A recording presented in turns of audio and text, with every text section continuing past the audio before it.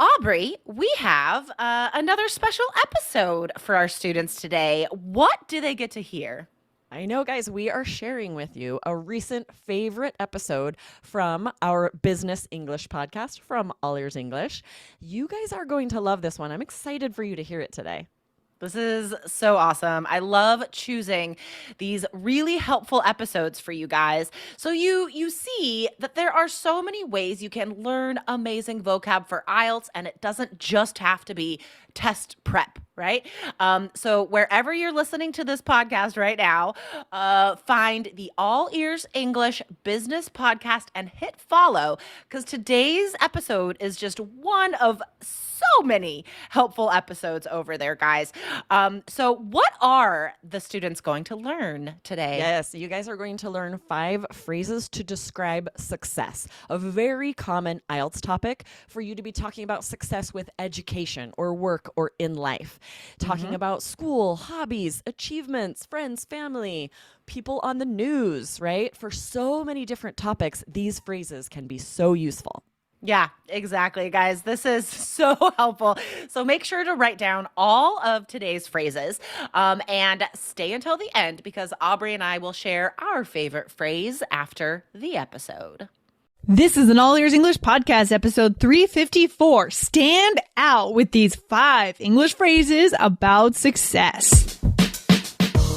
Welcome to the All Ears English Podcast, where you'll finally get real native English conversation and fluency for business and life. We believe in connection, not perfection, when it comes to learning English. Now, here are your hosts, Lindsay McMahon, the English adventurer, and Michelle Kaplan, the New York radio girl, coming to you from Boston and New York City, USA. On today's episode, we'll talk about what makes a person successful, and we'll teach you 5 idioms and phrasal verbs to talk about success. Hey, Michelle, how you doing today? Happy Monday. Hey, Lindsay, I'm pretty good. Happy Monday to you too. Monday, the best day, right? I know. We are here in mid-July. It's incredible how fast the summertime is flying by. So we've got to enjoy every moment. Are you enjoying your summer? I am enjoying it. I'm enjoying the weather. It's been a little bit rainy, but it's okay. It's much better than the freezing cold. Yeah, totally. And just to take advantage of the weekends and just try to enjoy every moment. So to that end, Michelle, today we're talking about success, and we want to pull out some very cool idioms and phrasal verbs for how to talk about success. Do you know anyone who is super successful? Yeah, I know. I know a lot of people who are super successful. I have successful friends, and definitely. Cool. Anyone in particular that you can tell us about? Anyone specific? And like, what qualities do they have? Like, what do they do? How do they live their lives? Okay. Yeah. Well, I'm thinking of, a friend of mine, and, she's really successful in her job. And, people can define success in many different ways, but, so my friend, she's really successful in her job, and also I think in her family life. She's very strong. And she is very confident in herself, I think. And she has like a really good position at work. And, I would say that, she has a lot of luck. Also, she gets promotions and all sorts of different things. And what I admire about her is her confidence, in everything she does. And somehow she remains calm all the time. How does she do that? That's crazy. So she really stands out in your mind because she's confident. How do you know that she's confident? Just there's something about the way that she speaks. Yeah.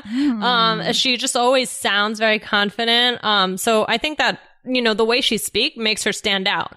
Interesting. What does she do for work? Oh, she works for like some nonprofit organization.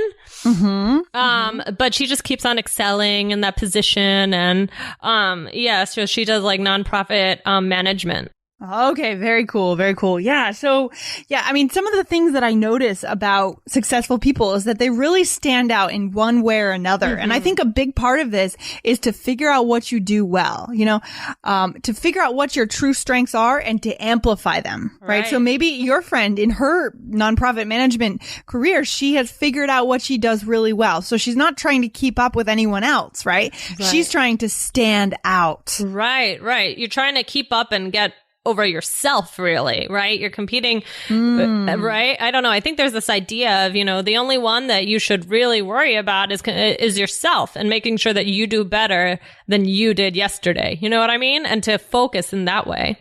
Yeah, absolutely. Absolutely. I mean, that's really true. And so a couple of phrasal verbs, let's highlight them, Michelle, as we go through this conversation here. Sure. So we talked about the phrasal verb to stand out. What does that mean? That's a really good one for our listeners to start using today. Yeah. So it means to, I guess to be set. Oh no, I'm using another phrasal verb. To stand out is to draw a focus to yourself. To be different, right? Yeah, to be different in some sort of way that draws some sort of attention or focus. Yeah, and I think the only way you can do that is by focusing on what you do really well, not trying to improve your weaknesses. Right. I think this is something we've talked about before on this show, but I don't know. I think in school, we're taught that we need to improve our weaknesses, right? But I think what we need to do is amplify what we already do well. Right. Yeah, I think that's a really good way of thinking about things. And probably the things that you do well, you probably enjoy them, which will make you do even better. Yeah, absolutely. And then we talked about the phrasal verb to keep up, right? So to keep up with everyone else, I mean, your friend who's super confident and works in nonprofit management, she's not trying to keep up with everyone else. She's kind of walking her own path, right? Yeah, definitely. So she's trying to keep up with herself. Some people try and keep up with, their job, just kind of stay at the same level or to go above and beyond even. Yeah, totally. And then we can use this phrasal verb in a slightly different way. If we say to keep something up, it's to keep doing it, right? So this phrasal verb's really interesting, depending on how we use it. If we say to keep something up, we keep a job up or keep a habit up, right? A positive habit. That means that we continue it. But if we say we keep up with other people, that means that we match them. Right. So like a boss might say to you, like, keep up the good work. It means continue the good work. Yeah, that's right. Keep it up. Keep it up. Yeah.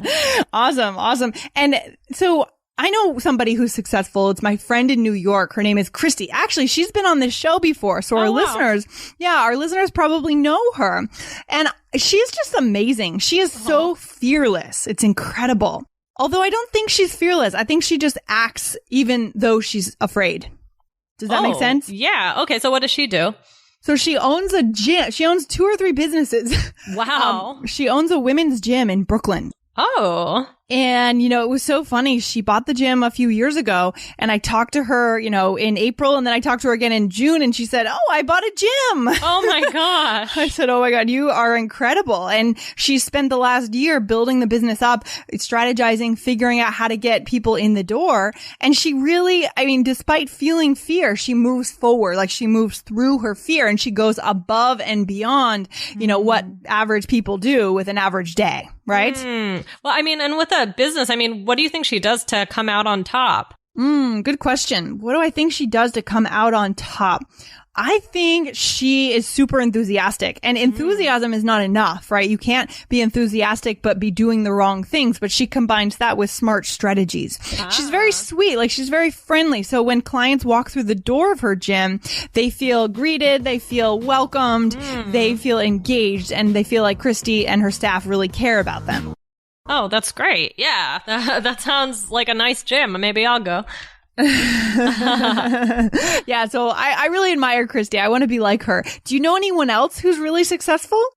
Gosh. I have other friends. Like I have a friend, she works for, a magazine and, she works in like kind of the writing side, a little bit of publishing. And, she's also, I think that she's really successful. And she also has just had a baby.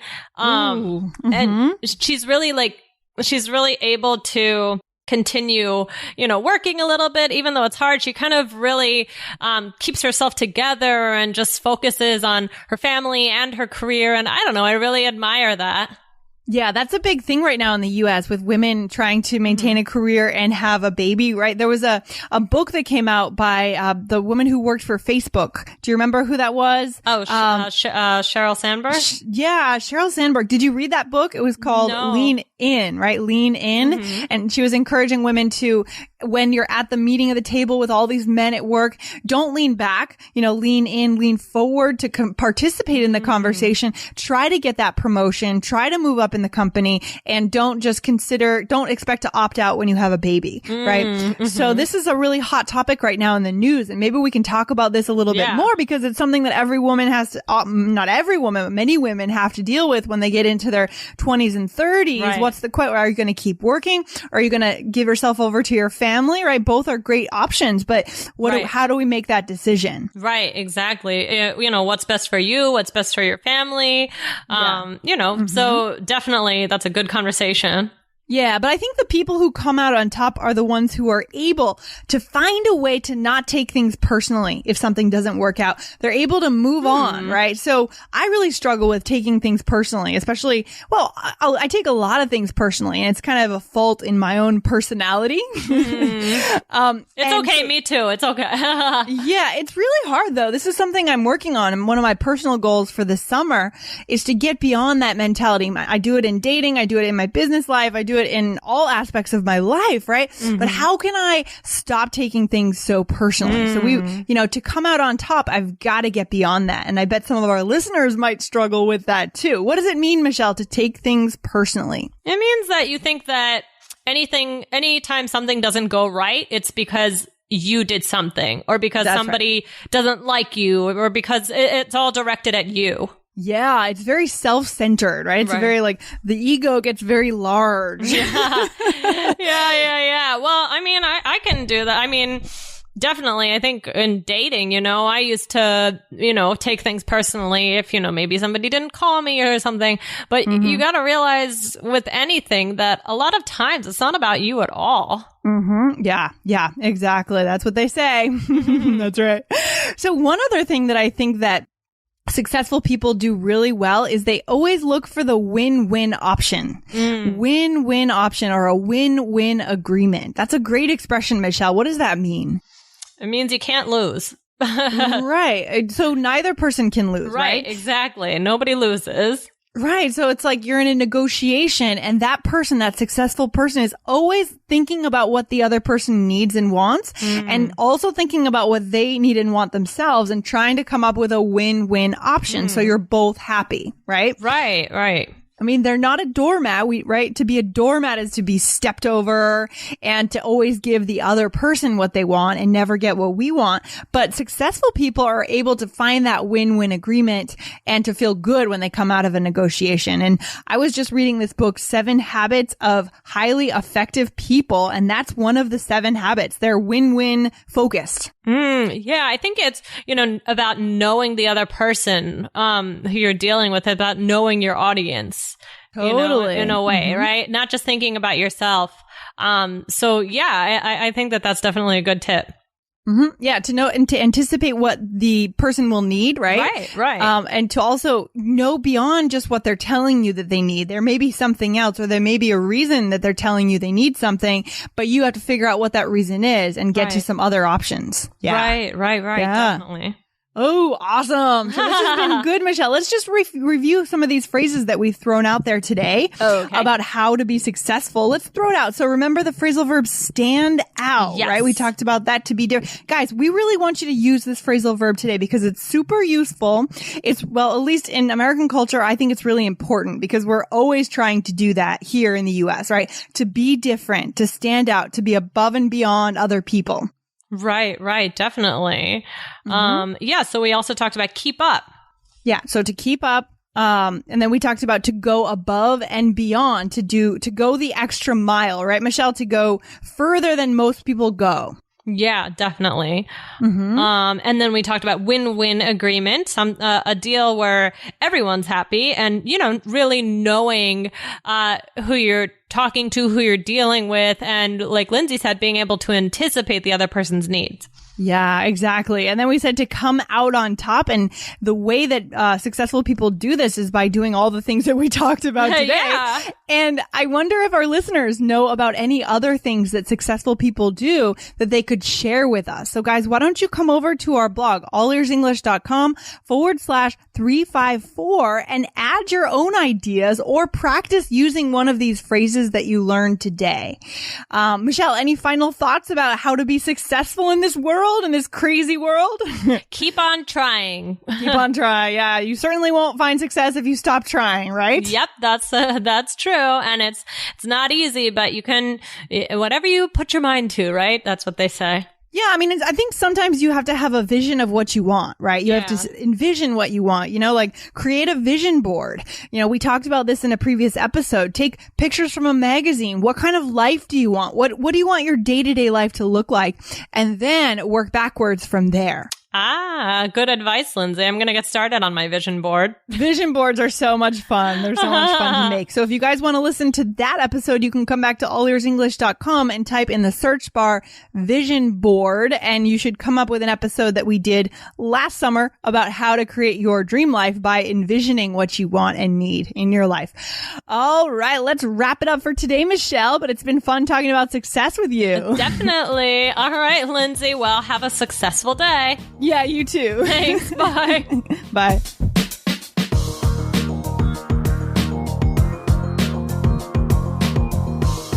Thanks for listening to All Ears English. And if you believe in connection, not perfection, follow our show wherever you listen to podcasts to make sure you don't miss anything. See you next time.